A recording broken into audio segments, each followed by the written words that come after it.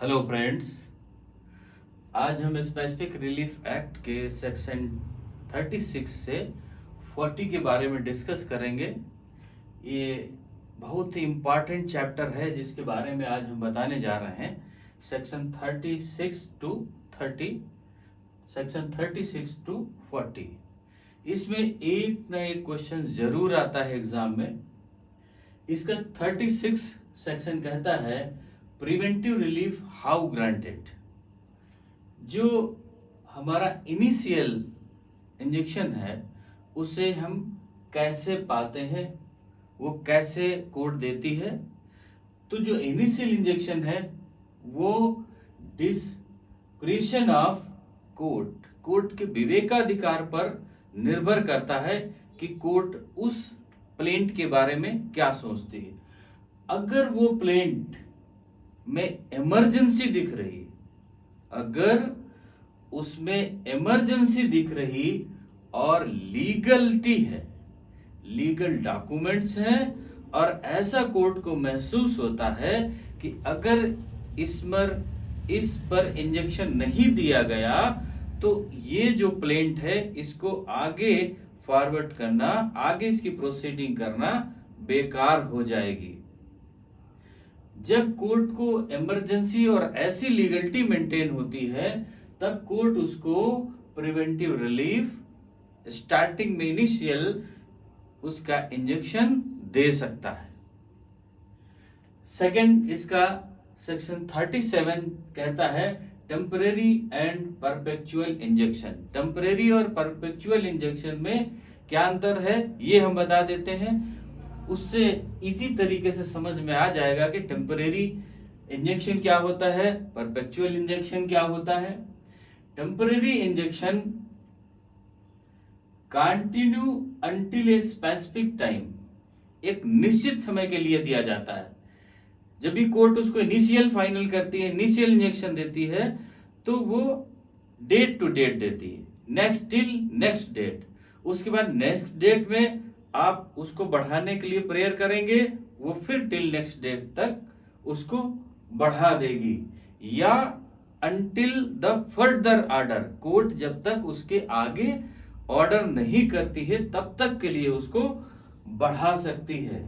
ये किसी भी स्टेज पर, ये प्लेंट के किसी भी स्टेज पर टेम्परेरी इंजेक्शन कोर्ट दे सकती है अगर हम प्रेयर करते हैं। जैसे सीपीसी में ऑर्डर 39 रूल 1 एंड 2 के तहत हम टेम्परेरी इंजेक्शन लेते हैं, और अगर कोई इंजेक्शन दे दिया कोर्ट ने और अपोजिट पार्टी ने उसका फॉलो नहीं किया, इंजेक्शन को ब्रेक कर दिया, तो हम ऑर्डर 39 रूल 2A के तहत कंटेम्प्ट कर सकते हैं कोर्ट में। ये इसका टेम्परेरी इंजेक्शन हो गया। अब परमानेंट इंजेक्शन, परपेचुअल इंजेक्शन में क्या होता है, परमानेंट रिस्ट्रिक्टेड, जब तक केस का निस्तारण नहीं हो जाता है तब तक के लिए अपोजिट पार्टी को रिस्ट्रिक्टेड कर दिया जाता है, ये परपेचुअल इंजेक्शन। और ये इंजेक्शन मेरिट पर सुना जाता है। जब डिक्री की स्टेज आती है, डिक्री होने के लिए होता है, तो दोनों पार्टियों के मेरिट पर इसको सुन करके डिसाइड किया जाता है। ये होता है परपेचुअल इंजेक्शन। अब इसको और डिटेल में, ये तो डिफरेंस हो गया कि दोनों में क्या क्या चीजें होनी चाहिए, क्या करता है टेम्परेरी, क्या करता है और परपेचुअल क्या करता है। अब इसको डिटेल दिया हुआ सेक्शन 38 में, perpetual injunction when granted, perpetual injunction कब ग्रांट किया जाएगा। It granted to be plaintiff to prevent the breach of an obligation existing in this favor whereby expressly or by implication। इसमें क्या है कि कोई बाध्यता भंग कर रहा है, हमारी जो उसके बीच में कंडीशंस हैं, हमारी जो उसके बीच में इंस्ट्रूमेंट कॉन्ट्रैक्ट हुआ है या कॉन्ट्रैक्ट नहीं हुआ, वो व्यक्ति हमारे पोजीशन पर है लेकिन वो बाध्यता को भंग कर रहा है, तो क्या करते हैं उसमें, प्रतिवादी उस संपत्ति का न्यासी जो हमारा जो विरोध कर रहा है, जो हमारी बाध्यता पैदा कर रहा है, वो उस पोर्शन में रह रहा है या उसके पोजीशन में है या उसका उसमें हस्तक्षेप है, पहली बात। दूसरी बात, वो उसमें आक्रमण द्वारा क्षति होना संभव, वो उस पर ऐसा कर सकता है कि उसमें डैमेज हो सकता है, उसमें क्षति हो सकती है, हुई नहीं, हो सकती है। क्षति कंपनसेशन पूरी, वो ऐसी क्षति कर सकता है जिससे कंपनसेशन पूरी नहीं, कंपनसेशन द्वारा पूरा नहीं किया जा सकता। इसको अभी मैं एक एग्जाम्पल से बताते हैं। और अगर वो इंजेक्शन नहीं दिया जाता तो हम उस प्लेंट की प्रोसीडिंग आगे नहीं कर सकते, क्योंकि वो जिस कारण के लिए हमने प्लेंट फाइल किया वो कारण ही उस क्षति से, उस विरोध से, उसके कारण से नष्ट हो सकती है। ऐसे के लिए हम परपेचुअल इंजेक्शन करते हैं। एक एग्जाम्पल के लिए हम एक एग्जाम्पल को लेकर के हम बात करते हैं कि एक प्रॉपर्टी है जिसका हम ओनर है, हमारे अंडर में है प्रॉपर्टी, हम लीगल उसके ओनर हैं और उस पर हमने एक किराएदार को रख रखा है, 10 साल से हमारा एग्रीमेंट हो रखा है या वो पोजीशन में है किसी तरह से। अब वो क्या कर देता है कि उसमें एक कमरा बना हुआ है, पुराना कमरा बना हुआ है और एक दूसरा कमरा बना है। जो कमरा एक पुराना बना हुआ है उसको वो गिरा देना चाहता है और गिरा करके वहां पर नया कुछ निर्माण करना चाहता है। तो जैसे ही वो गिराने को स्टार्ट होने वाला पीक टाइम आता है, हमें पता चल जाता है कि ये गिरा देगा, पर अभी गिराया नहीं। उस समय हम परपेचुअल इंजेक्शन के लिए जा सकते हैं और उसकी इमरजेंसी अपनी लीगलिटी दिखा करके कोर्ट यदि उचित समझता है तो परपेचुअल इंजेक्शन ग्रांट होगा। ये हमारा सेक्शन 38 बोलता है।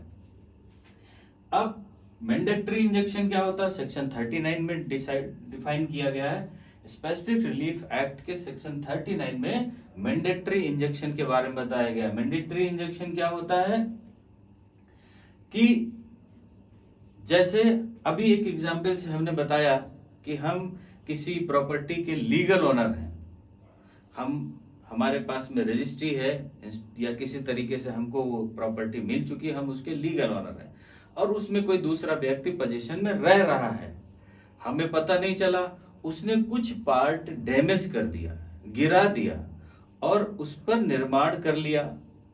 अभी और निर्माण करना चाहता है या कर रहा है, कुछ कर लिया और कुछ करना चाहता है, कंटिन्यू है। वहां पर क्या करते हैं, हम मैंडेटरी इंजेक्शन लाते हैं कि जो निर्माण हो चुका है उसको रिप्लेस किया जाए, उसको गिराया जाए, उसको ध्वस्त किया जाए, उसको हटाया जाए और जो फर्दर वो करने वाला है उसको फर्दर करने से रोक दिया जाए। ये हमारा मैंडेटरी इंजेक्शन कहलाता है। बहुत इंपॉर्टेंट ये सेक्शन है मैंडेटरी इंजेक्शन। कि मैंडेटरी इंजेक्शन कैसे कर सकते हैं, हमने बताया कि हम ओनर हैं, कोई पोजीशन में है और वो कुछ निर्माण कर लिया है और आगे करना चाहता है, इसके लिए मैंडेटरी जाते हैं कि जो कर लिया उसको डैमेज किया जाए, हटाया जाए और जो आगे फर्दर करना चाहता है उसको एज इट इज रोक दिया जाए, तब हम मैंडेटरी इंजेक्शन के लिए जाते हैं। अब सेक्शन 40 इसका क्या कहता है, डैमेजेस इन लिeu ऑफ और इन एडिशन टू इंजेक्शन। जो हमने इंजेक्शन पढ़े अभी सेक्शन 37, 38 से 39 स्पेसिफिक रिलीफ एक्ट के सेक्शन पढ़े, इनमें हमारा temporary injunction, perpetual injunction, mandatory injunction, इन हमने समझे ये होते क्या है, इसके बारे में मालूम है। अगर ये इंजेक्शन हुए, उनमें हमने इंजेक्शन पा लिया या नहीं पाया, हमने एक प्रेयर करी कि जो हमारा इससे क्षति हुई, नुकसान हुआ, वो नुकसान की क्षतिपूर्ति मेरी कराई जाए।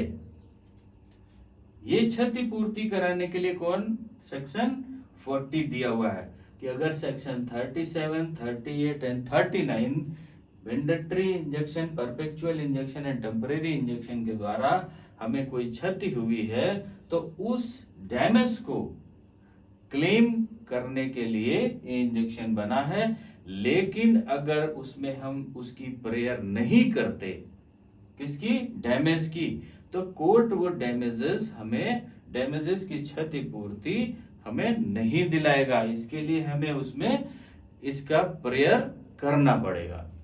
तो ये सेक्शन 36 to 40 मुझे उम्मीद है कि ये समझ में आ गए। वेरी इजी और बहुत इंपॉर्टेंट सेक्शंस हैं, जिसमें सारे injection, perpetual injection, temporary and mandatory injection के बारे में डिस्कस किया गया। अलग अलग तीनों इंजेक्शन हैं, कैसे कैसे लागू होते हैं, क्या क्या होते हैं, ये सारी चीजें आपको आ गई हैं।